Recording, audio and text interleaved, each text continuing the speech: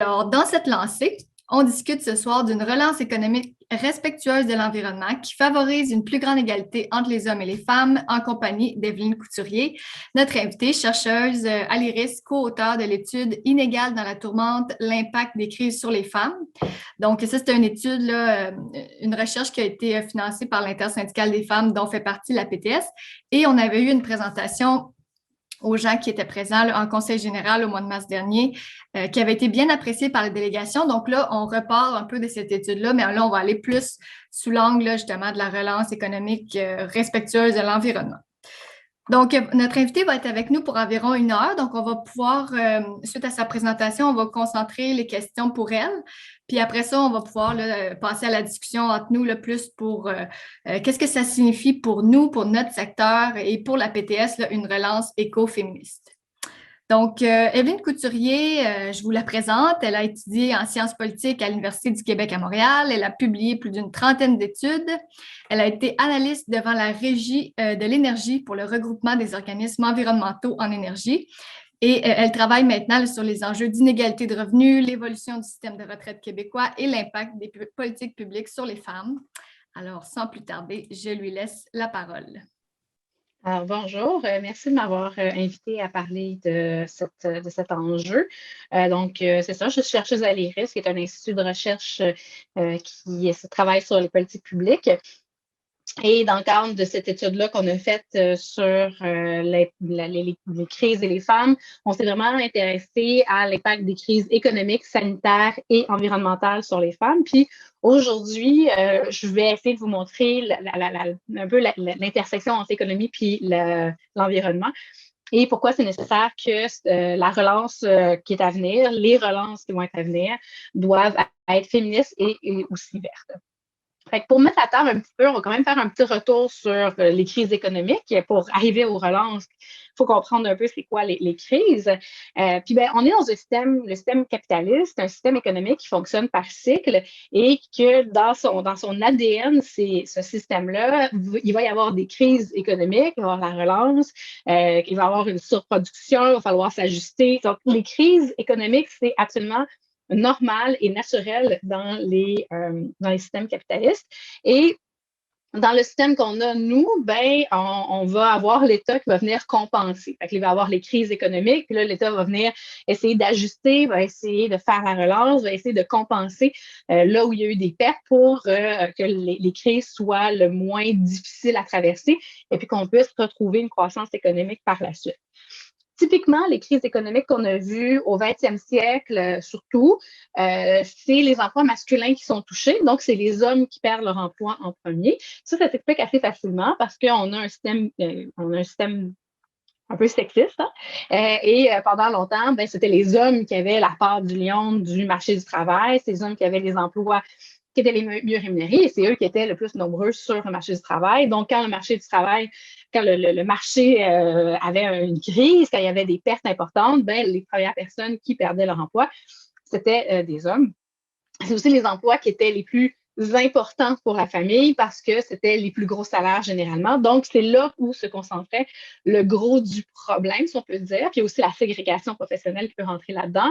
Les hommes se retrouvent plus dans le secteur privé, alors que les femmes se retrouvent plus dans le secteur public. Et les crises économiques affectent moins le secteur public parce que une crise économique, il va peut-être avoir moins de production, moins d'argent, mais il va toujours avoir autant de besoins en santé, en éducation, dans les services sociaux, dans la fonction publique. Ces besoins-là ne disparaissent pas. Il va y avoir moins de consommation peut-être, mais côté service public, côté État, ça continue. Donc, si les femmes se retrouvent plus dans le secteur public, ils sont moins touchés par les crises, ils vont perdre moins d'emplois aussi pendant les crises.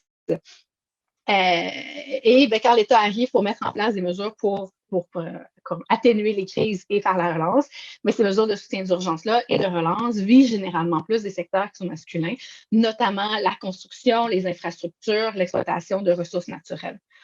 Puis, une fois qu'on a établi la base, une fois qu'on a réussi à calmer un peu le jeu, puis à avoir une certaine relance, ben, l'État néolibéral va essayer de gérer son budget comme une entreprise, comme un bon père de famille également. Donc, quand on a fait des grosses dépenses, qu'est-ce qu'il faut faire après? Ben, il faut faire un budget où on essaie de couper les dépenses pour équilibrer le budget parce que le déficit zéro devient un projet politique important. Et l'austérité va venir ensuite affecter les femmes de plein fouet, puisque si les crises économiques affectent moins les services publics, ben, l'austérité, au contraire, ben, c'est là où est-ce qu'on va couper dans les services publics, couper là où est-ce qu'il y a des emplois, couper dans les conditions de travail des femmes principalement et reprendre le fardeau de ce que l'État fait dans les services publics et les mettre dans les ménages, dans les familles, alors sur les épaules des femmes. Ça, c'est grosso modo la trame narrative classique des crises économiques qu'on a vues dans les dernières années dans le 20e siècle et au début du 21e siècle. Et puis ben là, on a une pandémie. La pandémie a affecté l'économie, mais a affecté l'économie principalement dans 2 secteurs. Il y a plein de personnes qui ne sont pas touchées ou ne sont pas touchées de plein fouet par la crise, une crise économique, une crise des revenus par rapport à la pandémie. Et puis, on voit des artistes parler de comment des artistes, pas des acteurs de théâtre plus confidentiels, mais plus des grands noms qui vont nous dire « Ah, j'ai utilisé le temps de la pandémie pour reconnecter avec ma famille et passer du temps de qualité. » Ben, on s'entend que ces gens-là n'ont pas été affectés par la crise économique dans leur chair. Les personnes qui ont été le plus affectées, ben, c'est les personnes qui travaillent dans les services publics, dans la santé, en éducation notamment, dans les groupes communautaires aussi, qui se sont trouvés à avoir une charge de travail énorme, puis une charge de travail qui ne se déléguait pas, qui ne se déplaçait pas, qui était énorme. Et les autres personnes qui ont été le plus affectées par la crise économique, si on parle vraiment en termes de travail et d'économie, c'est les travailleurs précaires dont une bonne partie sont des femmes. Et ces travailleurs précaires-là, ben, c'est eux qui ont le plus perdu leur emploi. Et si on regarde les statistiques de création d'emplois, donc il y a eu plein d'emplois qui sont perdus. Il y a eu des emplois qui ont été créés depuis la première vague, mais les emplois qui ont été créés ont été essentiellement des emplois qui sont relativement bien payés et les emplois de 20 $ et moins sont toujours manquants à l'appel. Donc, c'est eux qui sont plus touchés. Donc, c'est vraiment les personnes les plus précaires. Et c'est des personnes qui ont moins de voix, qu'on entend moins, qu'on voit moins. Donc, quand on entend parler de l'effet de la crise sur les revenus et le travail par des personnes qui sont plus des journalistes, par des personnes qui ont des tribunes et tout, c'est souvent des personnes qui sont dans des situations privilégiées, qui n'ont pas été affectées de plein fouet par la crise. Ça, c'est une crise qu'il va falloir régler. Puis, une autre crise qu'il va falloir régler, c'est la crise climatique. C'est la crise environnementale. Et la crise climatique et environnementale va aussi avoir des effets sur l'économie et sur les rapports sociaux également. Alors, comment est-ce qu'on peut répondre à ça? Comment est-ce qu'on peut répondre à la crise économique? Comment est-ce qu'on peut répondre à la crise environnementale? Bien, la réponse traditionnelle, je l'ai dit tantôt, c'est de commencer par valoriser l'économie que le gouvernement considère comme structurante. C'est une économie qui est essentiellement masculine. C'est pas surprenant de voir que les personnes qui sont en charge, les personnes qui sont dans le gouvernement, sont généralement des hommes qui vont parler d'économie d'hommes. Donc, si on prend les emplois qui sont dans le secteur de services d'utilité publique, donc distribution d'électricité, d'eau, de gaz naturel, on parle de 76% des emplois qui sont tenus par des hommes.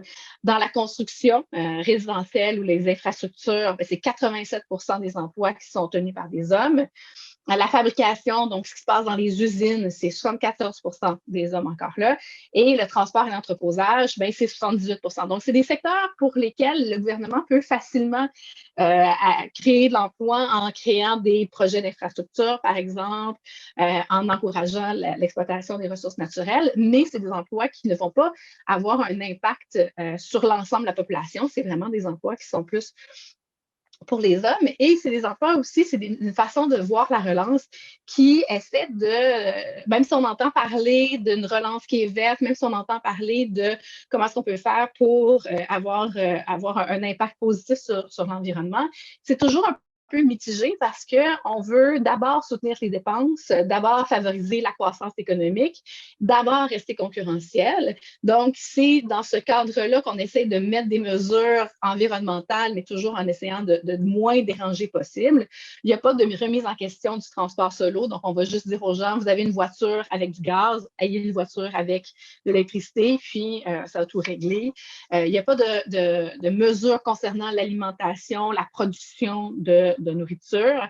Il n'y a pas de réflexion non plus sur notre mode d'occupation du territoire, sur la nécessité de faire de la densification, de protéger les espaces naturels de la spéculation immobilière, etc. Donc, on a une vision qui est très limitée et qui n'est pas du tout porteuse, pas du tout, on ne se projette pas dans l'avenir avec une telle façon de faire. Et c'est aussi une vision qui est, j'ai envie de dire, qui est périmée, qui est basée sur une façon de concevoir l'économie qui date, une façon de concevoir l'économie où on avait un homme pourvoyeur, où on avait une économie qui était vraiment basée sur la construction, la production de biens. Et dans le cadre de la société actuelle, c'est une façon de faire qui ne fonctionne plus ou qui ne devrait plus fonctionner si on veut réussir à avoir une société qui est plus juste, une société qui est meilleure, une société qui va durer dans l'avenir. Ce qui nous amène à parler d'écoféminisme, qui est une vision féministe de l'écologie, mais c'est aussi une vision féministe de l'économie. C'est de mettre un peu ces trois choses-là ensemble. Alors, l'économie traditionnelle était basée sur une vision productiviste. Est-ce qu'on produit quelque chose? Qu'est-ce qu'on produit? Est-ce que ça a une valeur marchande? C'est la création et l'extraction de valeur. C'est vraiment ça l'essentiel de l'économie. Alors que l'économie féministe est basée sur la reproduction. Comment est-ce qu'on peut répartir les ressources pour les faire durer le plus longtemps possible? Est-ce que nos activités sont bénéfiques au maintien et à l'amélioration des conditions de vie collectives? Donc, on ne regarde pas juste la matérialité de l'économie, mais aussi le lien social que ça crée ensemble. Et l'écoféminisme, elle nous amène à voir des liens entre la dévalorisation des femmes. Des femmes ne sont pas vraiment des agents économiques rentables par nature. Nous, on tient maison, on s'occupe de nos affaires, on s'assure que tout le monde va bien, mais on ne produit pas. C'est pas ça le rôle des femmes. On fait un lien aussi avec le manque de considération environnementale. La seule nature valable est celle qu'on peut exploiter. Si on ne peut pas tirer un profit de la nature, cette nature-là, elle ne vaut rien. Ce qui nous amène à comparer un peu, les femmes et la nature sont des domaines à maîtriser, à contrôler. Et on se retrouve à déposséder tant les femmes que l'environnement. Donc, ce qu'il faut faire, c'est parler de l'environnement et de la société sur d'autres termes que l'économie. Il faut parler de l'économie autrement que simplement en parlant de production et de valorisation et d'augmentation de la valeur. Mais il faut aussi parler de la société et en termes autres qu'économiques. Quand on parle par exemple, quand on fait des comparaisons entre le Québec et l'Ontario ou dans le reste du Canada ou dans le reste du monde, utiliser autre chose que le PIB, utiliser autre chose que le revenu moyen, c'est pas ça qui définit la société québécoise, c'est pas ça qui nous dit si on va bien, si on va mieux lorsqu'on se compare. Et c'est important aussi de se poser des nouvelles questions.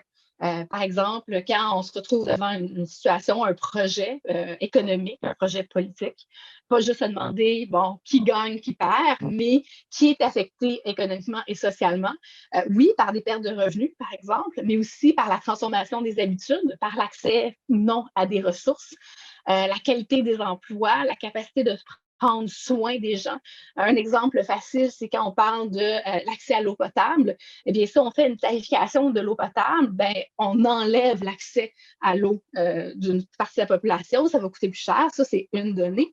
Mais puisque ça coûte plus cher, ces gens-là vont devoir se trouver des emplois pour pouvoir répondre à leurs besoins. Quel genre d'emplois sont disponibles? Est-ce que ça va nuire à leur qualité de vie pendant qu'ils sont en train de travailler? Qu'est-ce qu'ils ne sont pas en train de faire? Est-ce que ça les empêche de cultiver leur terre, etc., etc.? Donc, il faut vraiment essayer de penser plus globalement. Il faut aussi se poser la question, est-ce que les personnes qui sont touchées par les mesures, par les politiques qu'on met en place, vont profiter ou vont gagner un avantage quelconque à cette façon de faire-là? Encore là, si on décide de d'exploiter de l'eau potable, mais que ces personnes-là reçoivent aucune compensation, ne reçoivent aucun investissement dans leur communauté, on se retrouve juste à les déposséder et leur donner absolument rien en échange. Et est-ce que les personnes qui sont touchées ont un contrôle sur la situation? Est-ce qu'ils peuvent aider, nuire à la situation, mais aussi est-ce qu'ils ont un mot à dire? Est-ce qu'ils peuvent influencer la décision? Est-ce qu'ils ont leur mot à dire? Est-ce qu'on les écoute? C'est des questions qui sont importantes à se poser quand on parle de projets, que ce soit économique ou environnemental. La crise climatique, ça semble un petit peu, on parle du mur de la crise climatique, on parle de tous les changements que ça va apporter, mais c'est un peu difficile à concevoir. On a un peu l'impression que c'est flou. On sait que ça va arriver, on sait que ça va avoir un impact important, mais au Québec, on se retrouve à être relativement protégé des effets les plus importants, entre autres parce que nos décisions ont des impacts ailleurs, on délocalise le problème. Mais c'est important de voir que ça a des effets qui sont très, très concrets sur nos vies. La crise climatique, c'est aussi une crise alimentaire. On se retrouve à produire des aliments qui sont de moins bonne qualité, avoir une terre qui est plus pauvre, avoir la difficulté d'avoir les ressources nécessaires pour pouvoir se nourrir, ce qui nous amène à faire plus de déforestation, destruction des milieux naturels, etc. Et la crise sanitaire dans laquelle on est n'est pas étrangère à tout ça. En fait, il y a plusieurs études qui tentent à démontrer que si on avait eu une autre façon d'occuper le territoire, une autre façon d'exploiter les ressources naturelles, d'exploiter la nature, on aurait peut-être été plus protégé de ces nouveaux virus qui sont en train d'émerger partout à travers le monde. Donc, la crise climatique a un impact sur quelque chose d'aussi fondamental de comment on se nourrit. Et comment on se nourrit va avoir un impact aussi fondamental de est-ce qu'on va réussir à rester en santé. Et quand on parle de la nourriture, c'est pas juste une question de on va manger des tomates qui vont être moins pleines de vitamines, puis c'est un problème. Il faut aussi se rappeler de l'impact social que ça va avoir collectivement. Quand la nourriture devient plus difficile à acquérir, plus difficile à avoir en qualité, en quantité et en qualité, c'est les femmes qui sont les principales responsables généralement de la nourriture, tant de la faire, de la trouver, que de la préparer et de la distribuer. Donc, avoir de la difficulté à avoir des aliments de qualité va augmenter la charge des femmes. Avoir de la nourriture de moins bonne qualité va aussi faire que ça va affecter notre santé et c'est les femmes qui sont principalement les responsables des tâches liées à la santé. Donc, cette crise-là a des impacts qui sont très importants et des impacts qui sont aussi très importants sur les femmes. Et nos choix ici, c'est important de le rappeler, je l'ai dit tantôt, mais je le rappelle encore, les choix qu'on fait ici vont avoir des impacts et ont en fait des impacts ailleurs sur la planète. Et comme on voit la crise sanitaire, ça a peut-être parti en Chine. Il y a des théories qui disent que ça viendrait peut-être d'ailleurs. Peu importe d'où c'est venu, c'est pas parti du Québec, mais ça nous a affecté au Québec et ça nous affecte encore. Donc, les décisions qu'on prend ici ont des impacts ailleurs et les impacts ailleurs ont des répercussions sur nous à notre tour. Donc, avoir une perspective écoféministe pour essayer d'évaluer ces situations-là puis essayer d'y répondre, mais ce n'est pas juste de parler en termes d'économie et de chiffres et de montants d'argent, c'est aussi parler en termes de rapports sociaux et de rapports démocratiques et de rapports à la nature. Donc, pour essayer d'avoir une relance qui est plus verte, une relance qui est féministe, une relance qui est, à mon avis, plus juste, une des premières choses à faire, qui est assez fondamentale, c'est de changer sa perspective. Il faut changer la façon qu'on voit les relances. Je l'ai dit tantôt, les relances sont basées beaucoup sur une vision classique de l'économie, très masculine de l'économie. Il faut profiter d'une certaine manière des plans de relance pour pas juste répéter les mêmes choses qu'avant, répéter les mêmes erreurs, les mêmes modèles qui sont lourds et périmés, mais en profiter pour réfléchir sur comment on peut rééquilibrer la société. Par exemple, miser moins sur la consommation et viser plus sur le prendre soin, sur le care. Donc, pour faire ça, plutôt que d'investir dans les infrastructures, les ressources naturelles et la construction, on peut investir dans des domaines qui sont traditionnels féminins et qui sont, par ailleurs, sobres en carbone. Alors, les secteurs de la santé, de l'éducation, les groupes communautaires, c'est pas là où il va y avoir la plus grande consommation de carbone, la plus grande production de pollution. Donc, on se retrouve à favoriser des domaines économiques où on n'est pas en train de détruire la planète. Et en plus, en visant ces programmes-là, en visant ces secteurs-là, ben, c'est aussi des secteurs qui sont porteurs d'une société qui est meilleure. On a ce double effet-là, à encourager des secteurs qui sont environnementalement plus justes et à améliorer les conditions de vie de l'ensemble de la population plutôt que juste parler en termes économiques. Pour arriver là aussi, il faut aussi arrêter justement de penser seulement en termes économiques de façon très stricte. Oui, il faut que les hommes et les femmes se retrouvent à avoir une équité salariale pour des emplois qui sont équivalents dans les mêmes entreprises, mais dans les mêmes secteurs aussi, puis ultimement dans la société. Un emploi de même valeur, peu importe l'entreprise, devrait avoir une échelle salariale qui est ressemblant à un emploi d'une même valeur dans une autre entreprise. Mais il faut aussi parler de charge. L'équité dans l'emploi, ce n'est pas juste une équité de salaire, c'est aussi une équité de responsabilité et de charge. Et de trouver une manière de se déloader, si je peux me permettre. Donc, il faut améliorer les conditions de travail, le salaire, ça c'est clair, mais il faut aussi améliorer les conditions de travail, puis de rendre visible le travail qui est souvent invisible, de prendre soin, par exemple, de ses collègues, organiser des réunions, s'assurer que tout fonctionne et de mieux partager ça. Et en partageant mieux les salaires, les revenus, mais également le travail, on se retrouve à avoir une société qui est aussi plus facile à mettre en place, plus juste, meilleure. Un des aspects aussi qui est important dans une relance qui serait féministe et verte, c'est de démocratiser un peu justement ces plans de relance-là qui sont écrits par majoritairement des hommes blancs qui parlent entre hommes blancs d'économie d'hommes blancs. Il faut inclure, on regarde le Conseil des ministres, on regarde qui sont les ministres qui ont le pouvoir, que ce soit dans ce gouvernement ou les autres. C'est généralement des personnes qui se ressemblent énormément. On peut parler aussi de la cellule de crise que le gouvernement Legault a mis en place face à la crise sanitaire. Sur une vingtaine de personnes qui sont présentes, il y a seulement 3 femmes. C'est très homogène comme groupe et c'est pour ce qui est de la cellule de crise, c'est une cellule de crise qui est principalement sanitaire. Bon, c'est vrai, c'est un enjeu de santé, économique et de personnes qui gèrent les communications. Donc, c'est une vision qui est très pointue de comment est-ce qu'on doit gérer une crise. Il manque beaucoup de personnes autour de la table. Il manque des femmes, mais aussi des femmes et des personnes racisées, autochtones, des personnes vulnérables dans les prises de décision. Je suis désolée, ma lumière change toute seule de couleur. Alors, il est rendu 7 heures, donc ma lumière change. Et c'est important aussi de mentionner que c'est pas les femmes ne sont pas, les femmes racisées, les femmes autochtones ne sont pas en soi des personnes qui sont capables de prendre de meilleures décisions. C'est pas essentiel, c'est pas notre essence qui fait qu'on est des personnes qui vont mieux prendre soin et prendre des meilleures décisions. Mais le fait d'avoir des personnes autour de la table qui ont des perspectives différentes, qui ont eu des expériences de vie différentes, qui vivent les crises différemment, qui ont des besoins différents, ben ça fait qu'on va avoir des perspectives différentes autour de la table qui vont se confronter et des solutions qui vont être différentes aussi, qui vont émerger. Et ça ne sera pas les mêmes personnes qui parlent de leur petite réalité ou qui pensent comprendre la réalité des autres à la place des autres qui vont prendre des décisions en fonction de ça. Et on se retrouverait à avoir une relance qui serait complètement différente simplement parce qu'on a des personnes autour de la table qui parlent de leur réalité qui sont différentes.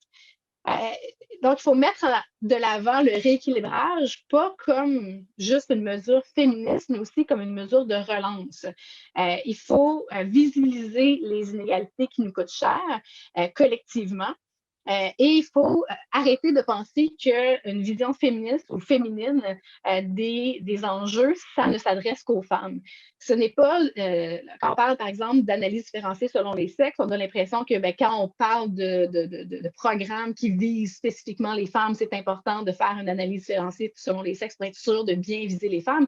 Mais en fait, l'économie, la société en général, les femmes en composent 50%. on compose 50% de la population, donc toutes les mesures devraient affecter les femmes d'une manière ou d'une autre. Et en ayant une analyse différenciée selon les sexes, en ayant une relance qui est féministe, ce qu'on veut dire, c'est arrêter de penser que tout le monde est un homme blanc et qu'on doit être sûr de mettre en place des mesures qui vont toucher l'ensemble de la population.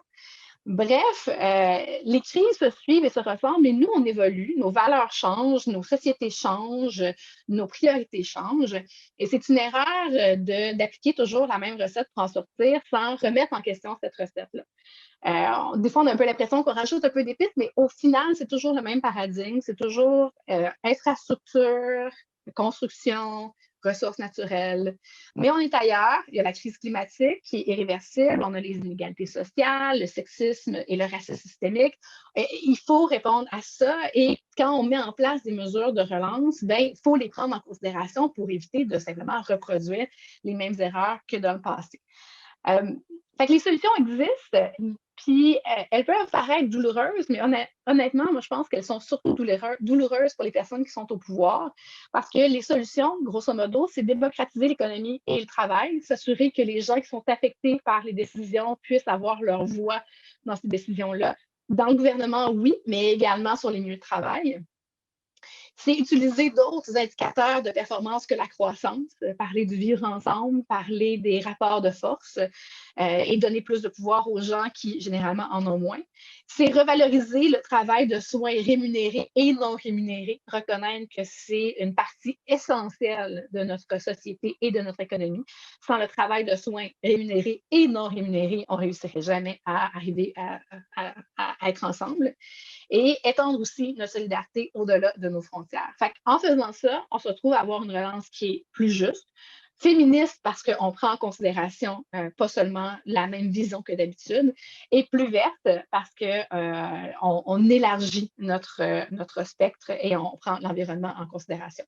Alors voilà, j'ai essayé de faire un tour rapide de la question.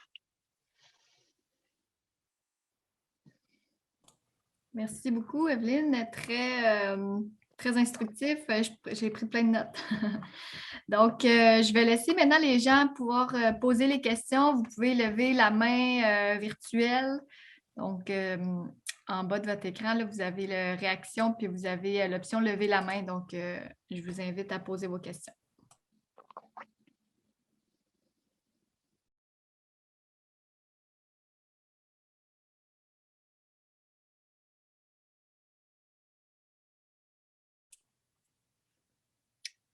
Ça semble avoir été très clair. Je vais y aller avec Maxime, donc. Je vais poser une première question. Mais quel pourrait être le rôle des syndicats pour pousser sur ces enjeux-là? Qu'est-ce qu'on pourrait prendre comme place et comment le formuler en tant qu'acteur syndical, selon vous? C'est une excellente question. Je pense que dans la question ce besoin d'avoir un certain rééquilibrage dans les discussions autour du travail, puis à repenser un peu les indicateurs économiques, les syndicats, quand ils prennent position, c'est peut-être un enjeu qu'ils peuvent mettre de l'avant parce qu'il y a les revendications salariales, puis ça je vous faites et les revendications sur les conditions de travail, ça, vous faites un travail que je ne remets pas en question du tout.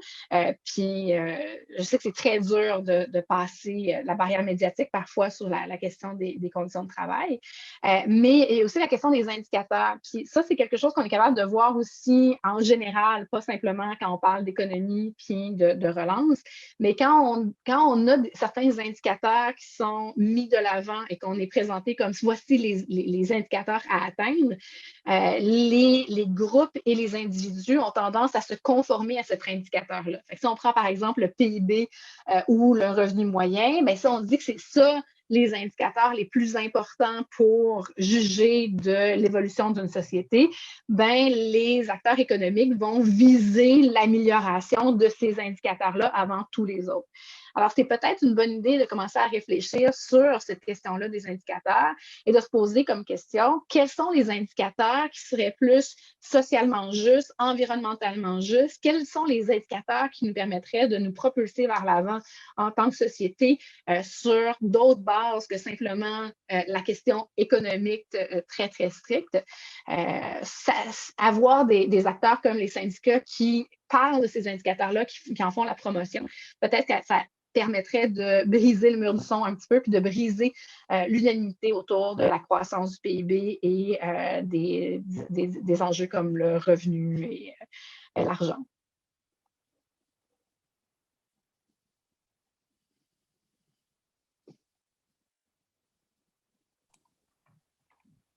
Soyez pas gênés. Est-ce qu'il y a d'autres personnes qui ont des questions?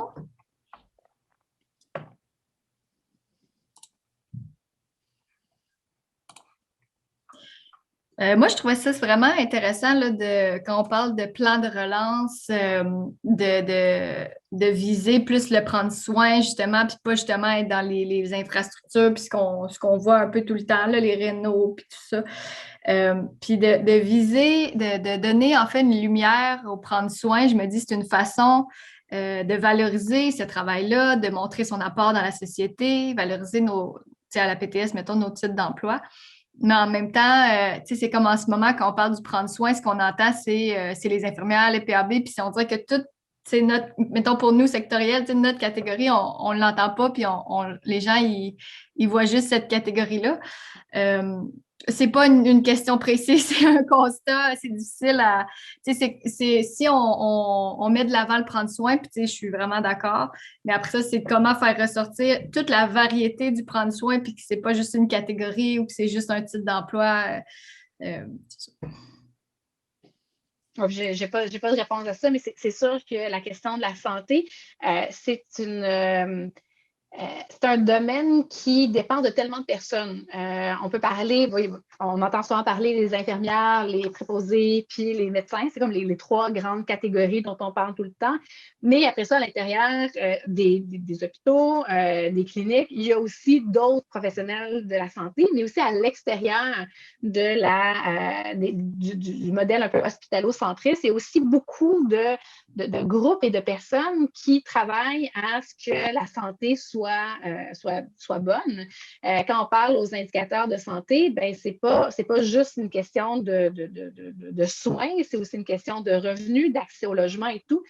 Donc, puis je comprends que vous avez une préoccupation par rapport à la reconnaissance de l'ensemble des personnes qui travaillent en santé, mais dans le prendre soin, c'est aussi important de se rappeler que ce n'est pas juste quand on tombe malade. Il y a toute l'infrastructure sociale et communautaire qui existe pour éviter qu'on tombe malade, pour qu'on prenne soin les uns des autres au quotidien, pour avoir les conditions de vie décentes, pour éviter les problèmes de santé, les problèmes sociaux, etc.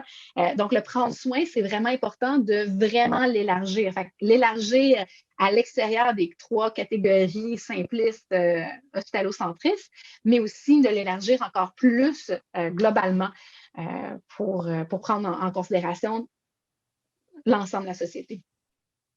Dans le fond, d'agir sur les déterminants sociaux de la santé, c'est ça, puis pas seulement au niveau curatif, là. Ça fait lien avec une conférence qu'on a eue la semaine dernière de Damien Kotadriopoulos qui nous parlait un petit peu de ça, qui disait pour avoir un meilleur réseau, ben, il ne faut pas juste agir sur le réseau en tant que tel, de la santé et des services sociaux, c'est comme tout l'ensemble, les inégalités sociales, le revenu, fait que ça fait des beaux liens avec ce qu'on a entendu la semaine dernière. Est-ce que tu avais une question, Philippe Hurtaud? Oui, Philippe Hurtaud, une question. Je n'ai pas l'option de lever ma main, je l'ai faite physiquement. En fait, moi, une question que je me demandais, à chaque fois, le problème qu'on a dans ce genre de discussion, un problème qu'on a dans ce genre de discussion-là, c'est notre capacité à quantifier des choses. Au sens, jouer sur la croissance pour faire grimper le PIB, ça va, il y a une armée de monde payée pour calculer ça. Puis nous, dans le care, dans le soin, dans le bien-être, ben, tu sais, tough log, c'est plus compliqué, mettons. Qu'est-ce que tu as à nous dire, comment, qu'est-ce qu'on peut utiliser? Parce qu'effectivement, monsieur, madame, tout le monde, mon oncle, ma tante va me dire, ben, c'est bien le fun, mais quel résultat vous avez? Sur le fond, c'est gentil, mais comment le quantifier? Comment le rendre concret, tout ça? As-tu des indicateurs ou des pistes pour nous? Parce que ça nous aiderait après ça, à mieux nous se le représenter pour nous, puis après ça, évidemment, à mieux le communiquer là, à notre propre monde, puis à la population en délire. C'est une question qui est assez complexe, puis j'ai pas une réponse simple à ça. Un des problèmes avec les indicateurs économiques, c'est pas seulement que des indicateurs que j'ai envie de dire, périmés, basés sur une façon datée de voir la société. C'est aussi, comme tu le dis, c'est très, très simple. $1, c'est $1. Le dollar, hier, on avait $1, maintenant on a $1,50, on a 50 sous de plus. C'est facile. Alors que quand on parle des déterminants de santé, quand on parle de vivre ensemble, ben, c'est un peu plus fuzzy, c'est un peu plus, les contours sont moins clairs.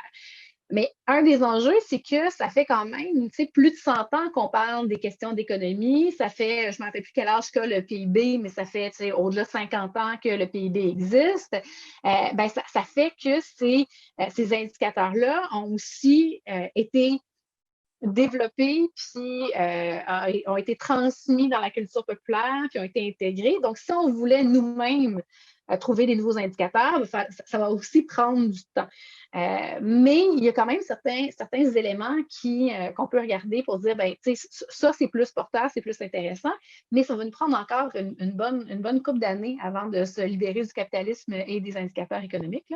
Les questions, par exemple, de taux de pauvreté, puis de choisir nos indicateurs de pauvreté, parce que la MPC, c'est un indicateur qui est super intéressant, mais qui est très limité sur la sortie de la pauvreté. La question de l'égalité entre les hommes et les femmes, des opportunités d'emploi, du pouvoir décisionnel, des chiffres par rapport à la présence de femmes dans des postes de pouvoir, puis pas seulement les postes de pouvoir au gouvernement, mais également dans les entreprises et dans les syndicats. On sait que les syndicats majoritairement féminins à la base ne sont pas majoritairement féminins au sommet. Donc, pour le moment, je n'ai pas comme un indicateur magique comme l'argent, qui est tellement simple, mais il y a quand même plusieurs indicateurs qu'on peut utiliser pour mettre de l'avant, peut-être pas comme indicateurs de croissance ou d'amélioration, mais aussi des indicateurs simplement pour dire, regardez, là, ici, ça ne fonctionne pas, ici, on a des problèmes, ici, il faut travailler à l'améliorer. Mais c'est clair qu'avant que mon oncle Marcel soit on board sur ces indicateurs-là puis qu'il délaisse le PIB, on a une couple d'années devant nous autres. On a une question de iPad 6. Non? Oui, bonjour. Oui. Parfait. En fait, j'ai une question qui est comme en deux parties. Là. Je vais essayer de bien vous vulgariser ce que je veux poser comme question. En fait, là, c'est ça, je suis bien d'accord sur le fait qu'il faut aller de l'avant vers une relance là, plus focusée là, sur le care et tout ça.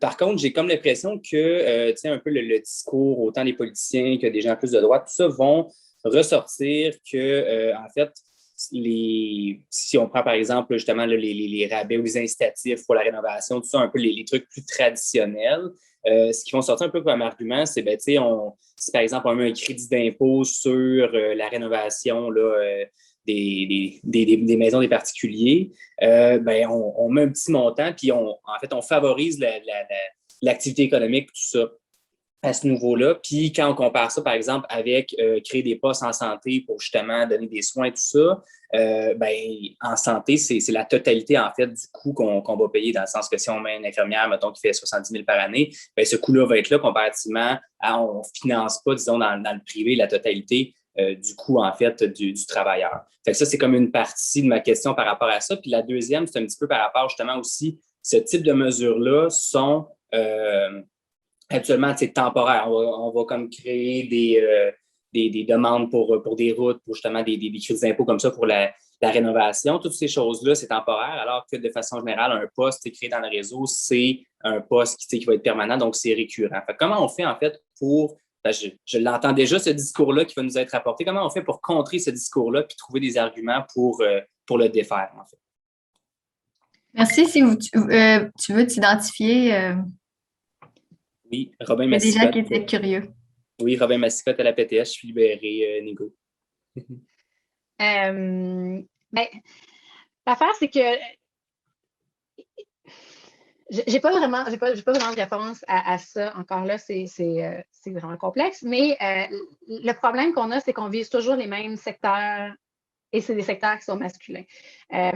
est-ce que financer la santé, financer l'éducation, financer les groupes communautaires, c'est pas la même chose, justement, que donner des crédits d'impôt pour que les gens investissent en construction, mais ça va avoir des impacts globaux qui vont être très, très importants.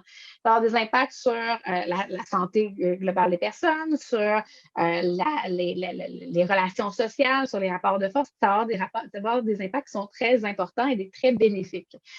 Donc, moi, je pense que j'ai pas vraiment de solution, puis je pense que c'est un terrain sur lequel, je sais pas comment dire, c'est justement là-dessus qu'il faut arrêter de se battre d'une certaine manière. Il faut arrêter de comparer l'argent avec les gens.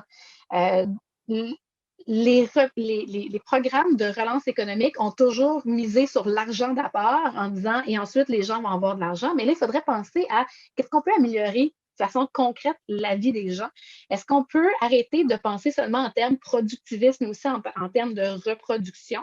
Est-ce qu'on peut arrêter de penser qu'investir dans le privé, c'est investir justement dans l'économie et la société, alors que tout ce qu'on fait dans le public, c'est des dépenses?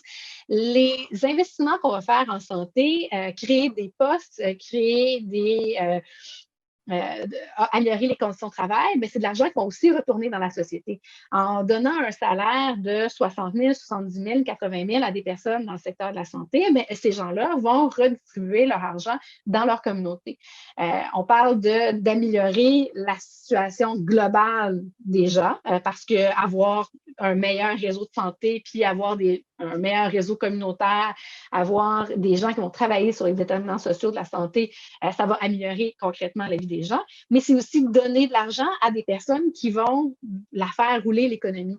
Et ça devient lourd de devoir toujours justifier qu'un emploi dans les services publics, c'est un emploi qui a une valeur, qui n'est pas juste donner le salaire à une personne dans un trou, c'est vraiment à améliorer collectivement la situation. Puis donner de l'argent au secteur privé, c'est pas un projet de société. Donner des crédits d'impôt pour la rénovation, la construction, ça a aussi des effets qui sont énormément pervers en créant des maisons qui sont énormes, qui sont peut-être bien éco-énergétiques, mais habiter dans un logement à Montréal, dans un triplex, c'est peut-être plus éco-énergétique que d'habiter dans une maison à Blainville de 3 étages qui a la certification, puis je ne connais pas toutes les certifications, là, mais EcoStar parfaite.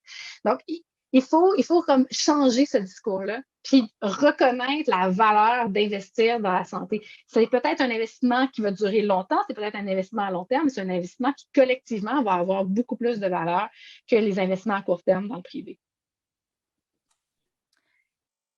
Moi, j'aurais une dernière question par rapport justement à ce qui est possible de faire. On est en réflexion, en travaux là, au secteur d'action féministe sur l'ADS+, l'analyse différenciée par les sexes et intersectionnelle, et vous en avez fait mention là, brièvement dans votre présentation.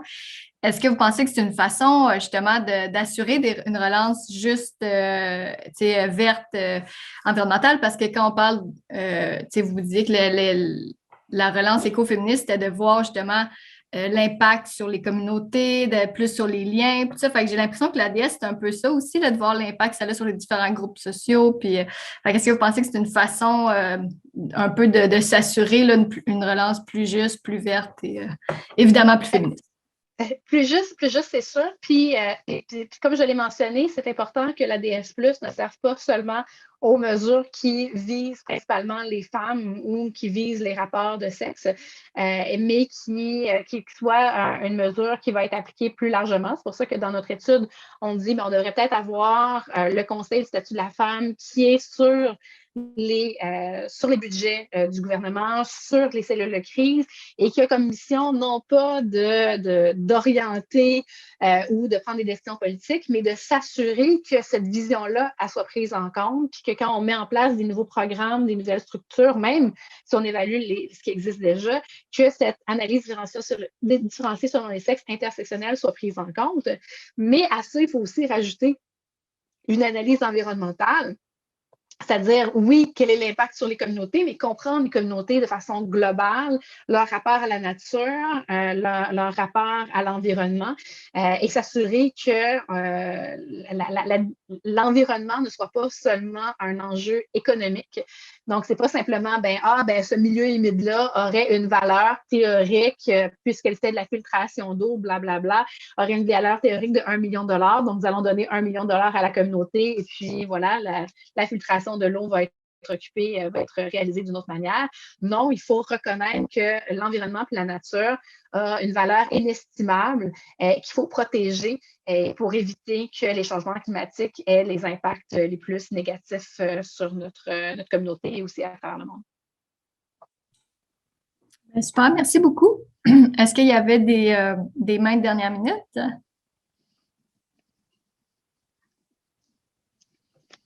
Dernière chance. Parfait. Donc, vendu. Ah, on a une dernière question. Juste à temps, là. Donc, Geneviève. Oui, bonjour. Désolée, je ne sais pas si vous m'entendez bien. Là, mon son semble un peu. Oui, je vois que c'est correct. En fait, là, je l'ai déjà dit dans d'autres instances. Là, je pense que la PTS se positionne pas encore au niveau justement environnemental et compagnie. Je pense que c'est vraiment dans l'avenir, là, il va vraiment falloir qu'on se penche là-dessus, qu'on prenne notre place de plus en plus. Je suis certaine que je fais partie aussi du comité SSTDD au national, mais je suis certaine qu'il y a plein de personnes là, qui, au niveau environnemental, ont quelque chose à apporter là, au niveau de la PTS pour vraiment aller un pas de plus vers l'avant. Donc, je pense qu'il y a une réflexion à avoir aussi à ce niveau-là. Là. Puis, comme Evelyne vient de le mentionner, c'est pas juste en lien avec les sexes ou autres. Vraiment, là, d'y aller avec toutes les sphères, là, je pense qu'on va gagner là, à prendre position là-dedans. Donc, voilà. Merci Geneviève. Tu mets la table pour notre discussion qui s'en vient. Donc, sinon, là, je pense que sinon, on peut remercier Evelyne pour votre présence, votre présentation. C'était super intéressant. Merci d'avoir été parmi nous ce soir. Bien, ça me fait plaisir. Bonne fin de rencontre et à une prochaine fois. Merci, bye-bye. Donc, c'est ça, Geneviève, comme je dis, a mis la table un peu pour notre discussion. Ce que je voulais, on veut discuter un peu avec vous, échanger. Ça devrait être quoi, selon vous, le rôle du réseau de la santé des services sociaux, aussi notre rôle à nous, la PTS, puis dans le cadre de nos travaux à l'interne, c'est notre projet de plateforme politique par rapport à justement cette relance écoféministe, par rapport à la crise environnementale. Donc, la parole est à vous de voir comment justement on prend cette place-là.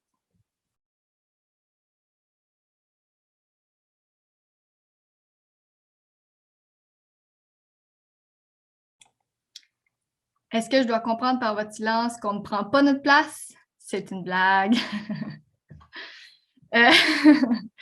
J'essaie de faire un petit peu d'entertainment, là. Aidez-moi. Donc, Geneviève, tu peux continuer sur ta lancée. En fait, j'ai envoyé un courriel à ce sujet-là tout à l'heure, mais le fait, on parle d'écoféminisme au niveau des sexes et compagnie. Bon, ça fait quelques conférences là, que vous offrez, quelques rencontres que vous offrez là, avec le CAP depuis quelques semaines. 18h30, si vous voulez que les femmes s'investissent, 18h30 est un peu la pire heure dans une routine familiale. Donc, j'essaie fort présentement de conjuguer entre une crise d'une petite fille à côté de moi et le fait d'être présente avec vous. Donc, il y aurait peut-être ça à voir éventuellement. Je m'excuse, je vais devoir vous laisser pour gérer la crise. Mais peut-être voir là, à ce niveau-là, je reviens plus tard pour une suite. Désolée. C'est correct, Geneviève. Mais effectivement, là, c'est notre deuxième webinaire. On est un peu en essai actuellement. Donc là, on l'a fait là, à 18h30, mais effectivement, j'avais consulté notre réseau local d'action féministe la dernière fois pour voir un peu quelle heure serait le plus facile. Fait qu'on va faire des tests, on va essayer différentes heures.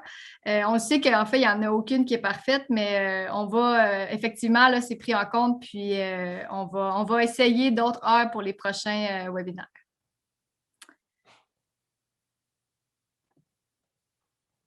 Sinon, est-ce que vous trouvez que le réseau, il est bien, notre réseau de la santé des services sociaux au niveau de la relance, est-ce que vous trouvez il est bien, est-ce que vous trouvez qu'il est bien parti, qu'il y a qu'il y a des gestes qui vont dans ce sens-là d'une relance verte? Est-ce que vous trouvez qu'il y a quelque chose qui pourrait être fait de plus, que nous, comme acteurs syndicaux aussi, on pourrait faire des actions supplémentaires?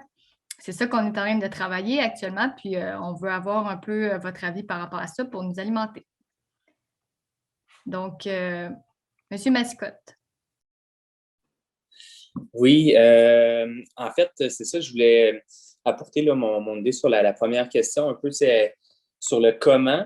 J'ai l'impression que, vu qu'on a une certaine expertise, un certain aura par rapport à tout le milieu de la santé, des services sociaux, je pense que ça peut être intéressant de faire, disons, nos premières sorties ou nos premiers combats, disons, sur le plan environnemental par rapport à des aspects qui toucheraient vraiment la santé de très proche pour un peu camper notre position par rapport à ça, pour élargir aussi plus large que juste dans le milieu de la santé, services sociaux, parce qu'on s'entend qu'il y a des enjeux où ils sont plus reliés, d'autres qui sont moins. Mais je pense que pour se créer une place autant médiatiquement qu'auprès justement des gens qui reconnaissent un peu la crédibilité de la PTS à ce niveau-là. Donc, je pense que ça peut être un aspect qui est intéressant. Là. En fait, tous les liens entre l'environnement, la santé, les liens avec, en fait, le gaspillage qu'il peut y avoir dans les hôpitaux sur toutes les... à la limite, je pense aux vaccins là, qui, si c'est pas bien géré, qui peuvent être perdus en fin de journée, toutes ces choses-là. Donc, je pense que c'est des aspects qui pourraient être mis de l'avant.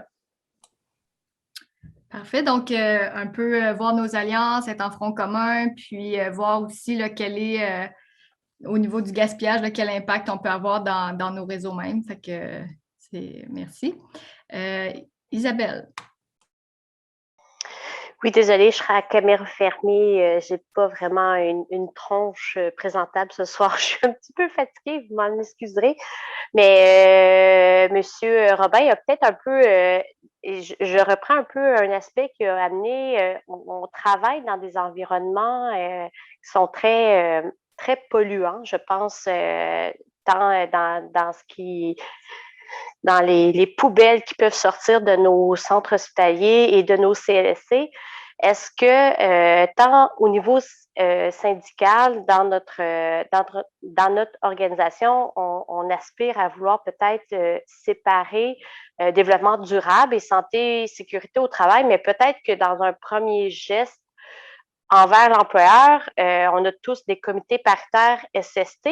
Peut-être qu'on pourrait essayer d'y inclure un peu du DD là-dedans, du développement durable, avec l'employeur, commencer à semer des graines, commencer à proposer des projets ou simplement de faire des constats, puis de démontrer à l'employeur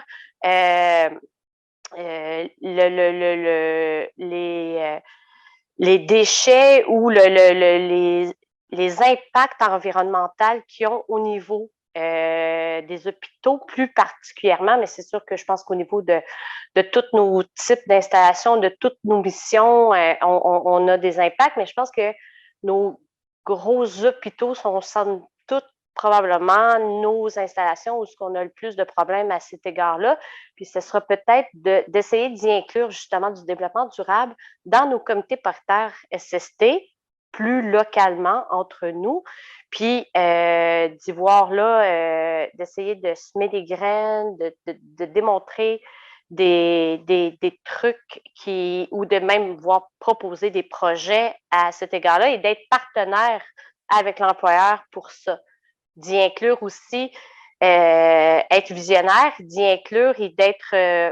on a certains de nos titres d'emploi qui sont des spécialistes et qui pourraient contribuer même à être des acteurs dans ces projets-là. Essayer d'être visionnaire et essayer d'y aller par ce chemin-là. Je pense que ça pourrait être peut-être un truc qu'on pourrait envisager.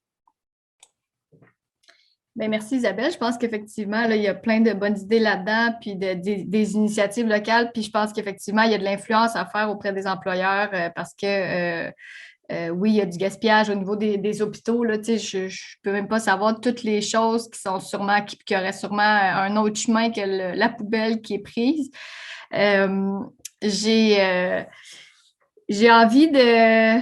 J'étais en train de réfléchir en même temps, mais vu que je vous ai là, ce soir, là, puis vous êtes avec nous, là, je peux vous récompenser avec une petite annonce. En fait, vous dire qu'on est en train de réfléchir là, à mettre sur pied une table environnement. Donc, c'est dans les. Puis ça, c'est le genre d'initiative, de projet que, en ayant une table qui est coordonnée au niveau national, bien, justement, toutes ces idées-là qu'on est en train de discuter ou que tu parlais, Isabelle, bien, ça va. Il va pouvoir avoir un partage, puis peut-être des actions plus précises qui vont pouvoir être faites, soutenues par le national. Donc, je vous le dis qu'on est en travaux à ce niveau-là. Je me permets de vous le mettre à l'oreille et puis c'est ça. Je me dis, vous étiez là ce soir, là, vous avez le droit à ça. Vas-y, Philippe. Là, si on est dans les annonces et les punchs, là, on va se gâter quand même. Là. Aujourd'hui, il y avait le lancement de ce qu'on appelle les communautés zen par le Front commun pour la transition énergétique. Front commun auquel la PTS s'est joint il y a, ma foi, 4 semaines. Là.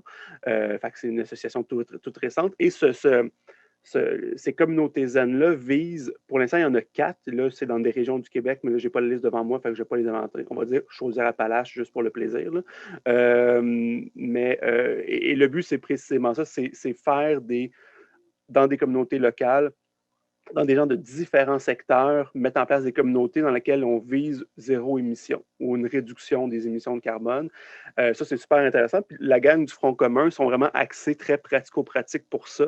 Fait qu'au fur et à mesure qu'on pourra parfaire notre collaboration avec eux, voir comment la fameuse table que Laure parlait, là on jase, mais comment participer à des initiatives de communautés zen, qui est le nom que le Front commun a donné à ces communautés. Il y a quelque chose là-dedans qui peut être assez intéressant. C'est la place du réseau comme dans la recherche d'une réduction de communautés à zéro émission. Bref, puisque Laure parlait de la table, ça me semble intéressant. Il y a quelque chose là, il y a quelque chose qui existe déjà. On vient de s'y joindre et ce serait intéressant de voir comment on pourrait y amener notre input là, dans les mois, les années à venir, évidemment.